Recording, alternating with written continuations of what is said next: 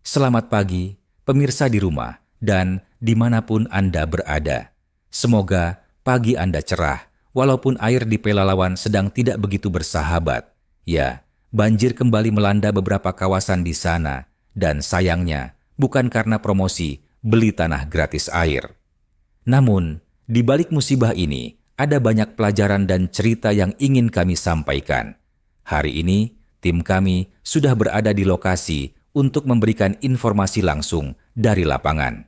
Jadi, mari kita dengarkan bagaimana kondisi terkini, langkah yang diambil masyarakat, dan upaya penanggulangan yang sedang dilakukan. Untuk itu, kita langsung saja ke rekan kami M. Hanif di lapangan. Oke, Assalamualaikum warahmatullahi wabarakatuh. Ya, di awal tahun pastilah kita dipenuhi akan kegembiraan dan kesetiaan. Namun di balik hal tersebut, pastilah ada hal-hal buruk yang terjadi di bumi ini. Nah, karena awal tahun di Indonesia ini sangat berbeda dengan awal tahun di dunia lain atau negara lain. Nah, oleh karena tersebut, karena curah hujan di Indonesia semakin tinggi, sehingga menyebabkan sungai-sungai di Indonesia meluap dan mengakibatkan banjir. Nah, karena saya sudah berada di tempat kejadian perkara, saya akan mewawancari kepada bapak-bapak atau warga sekitar yang ada di sini. Nah, ya, halo Pak. Assalamualaikum. Waalaikumsalam warahmatullahi. Nah, kami punya sebuah tugas sekarang ini. Jadi kami ingin mewawancari Bapak. Apa aja dampak bagi Bapak melalui ekonomi atau hal-hal kehidupan Bapak tentang sosial gitu Pak?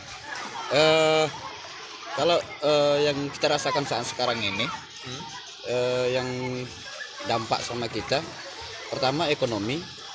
Ekonomi banyak petani sawit yang berada di Sungai Kampar itu banyak gagal panen dan juga tidak sempat panen. Karena kenapa demikian? Karena akses jalan untuk panen itu orang sangat bebas dan menggunakan perahu ataupun mungkin banyak pemanen liar, maksudnya seperti itu. Nah, maka oleh sebab itu mungkin dampak bagi ekonominya agak turun akibatkan banjir ini seperti itulah kalau di ekonominya. Tetapi mumpung demikian, kalau kita tengok sekarang ini, banjir sekarang ini dan juga seterusnya banjir-banjir yang telah sudah, ada juga meningkatkan ekonomi. Karena kenapa demikian? Karena kesempatan banjir inilah tempat ikan itu berkembang biak. Jadi setelah banjir dan surut banjir itu akan ikan nelayan pun juga apa gitu ya Pak? Banyak gitu. Artinya sangat mudah lah untuk mencari ikan. Sekalipun harganya karena banjir ikan mungkin harganya agak menurun. Itulah nampak di sisi ekonominya kalau banjir yang ada di Kecamatan Langgam ini. Kalau dampak sosial atau bagi kehidupan Bapak ada nggak Pak? Ya, dampak sosial kalau sekarang ini tidak begitu berpengaruh di bagian sosial. Biasa karena kenapa demikian, banjir kita ini sudah kita antisipasi semua. Setiap tahunnya kita akan pasti mengalami banjir seperti ini. Cuman tergantung waktunya berapa lamanya banjir. Oke. Ya, segitulah dari wawancara dari warga sekitar. Nah, dari wawancara kita sebelumnya, kita sudah tahu bahwa dampak banjir ini bukan hanya dari sosial, tapi bisa saja dari ekonomi, dari sosial tersebut bisa saja menghambat kegiatan atau aktivitas keluarga atau warga-warga di sekitar kita. Nah, jadi dampak-dampak tersebut sangat berpengaruh untuk semua warga yang berpengaruh, walaupun yang tidak terpengaruh atau yang terpengaruh. Enggak maksudnya ya. Nah, ini tidak ada yang bisa disalahkan karena di sini hanyalah bencana alam, Pak. Ya, walaupun ada beberapa yang tidak terdampak, tapi kita harus merangkul sama-sama.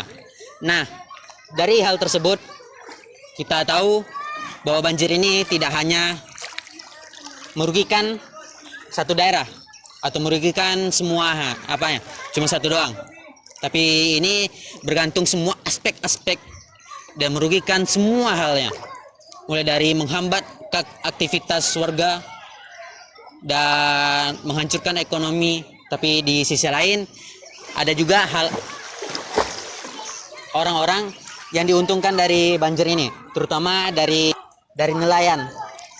Karena banjir ini semakin meningkat, ya ikan-ikan tentu semakin banyak. Nah, begitulah. Baiklah, sekian dari wawancara kami. Saya M. Hanif dari kelas 11A.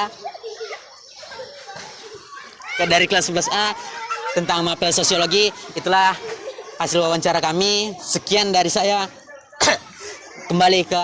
Demikian laporan kami tentang banjir di Pelalawan. Terima kasih kepada rekan reporter kami di lapangan yang hebat dan penuh dedikasi dalam menyampaikan informasi meskipun harus berjuang di tengah genangan air.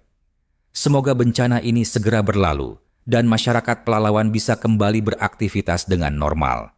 Untuk Anda yang berada di wilayah terdampak, tetap waspada, utamakan keselamatan, dan jangan lupa, selalu ada pelangi setelah hujan, selama tidak ada hujan tambahan.